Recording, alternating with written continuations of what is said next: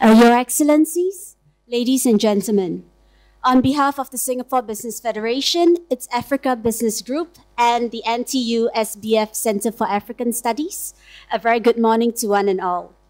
Thank you, and a very warm welcome to the NTU-SBF Center for African Studies Visiting Research Fellow Series, The African Mindset. Without further ado, it is my pleasure to invite His Excellency Shabbir Hassanbhai, Chairman of the Africa Business Group of the Singapore Business Federation and Chairman of the Advisory Board of the NTU-SBF Center for African Studies, to deliver the welcome remarks. Ambassador Hassanbhai, please.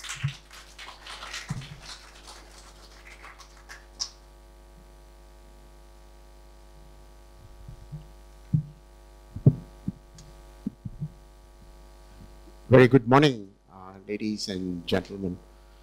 It is indeed my great pleasure to welcome all of you to the NTU-SBF Center for African Studies seminar, which is a joint initiative between SBF, the Africa Business Group that is under the SBF, and NTU.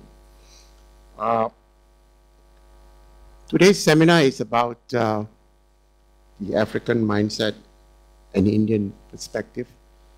And this is actually organized in conjunction with a visit to the center by Dr.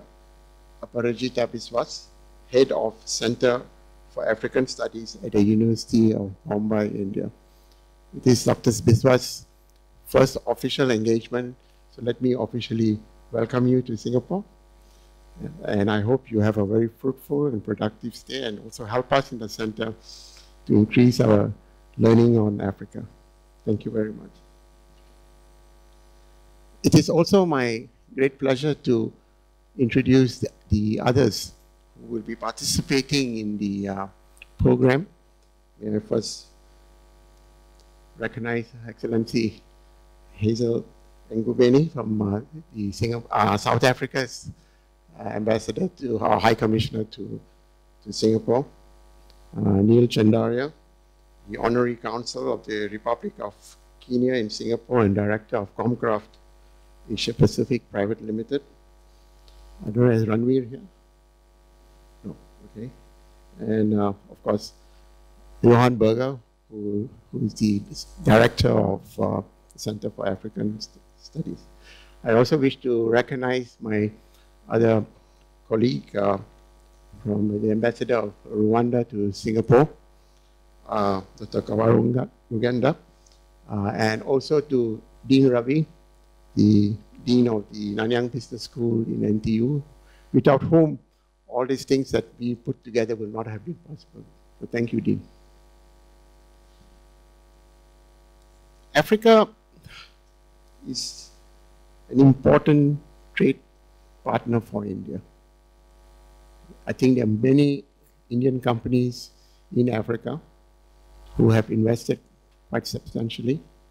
And I think this is reflected in the trade figures, bilateral figures, which is worth almost US $70 billion. And it's projected to grow to 90 billion by 2016, by this year.